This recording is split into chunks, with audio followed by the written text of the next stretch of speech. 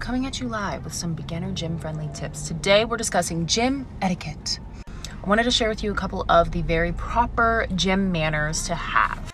One piece of advice that people will always appreciate if they are doing something like a shoulder press in front of a mirror and their dumbbell rack is in front of the mirror and they're using the mirror, and let's say the dumbbells you need are in front of that person. You want to wait until they're done with their set to kind of run in front of them and grab them if you can. It's always hard in a busy gym. I know. Another very nice piece of gym etiquette is to make sure that after you work out on something, if you got it sweaty, go grab the little spray bottle and a little towel and wipe it down. Keep it nice and clean for the next person. Very important one.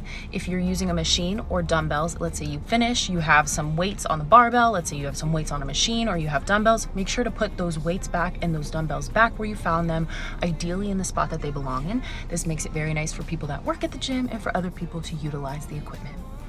Another little thing, I know this is something I have to remind myself sometimes too, if you're in the gym and it's very busy and maybe you're on your phone in between sets, you might get a little caught up in things. We don't want you scrolling through TikTok for too long.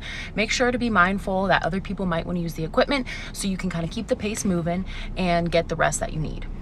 Last little piece of gym advice. If somebody's on a piece of equipment that you want to use and you're not really sure how many sets they have left, how much longer they'll be on it, you can always go up to them and ask, hey, how many more sets do you have left? And if they're friendly, you can even say, hey, do you mind if I work in with you and we can just go back and forth doing each movement that we need to do, kind of get things done faster. Comment below some of your favorite, most important gym manners.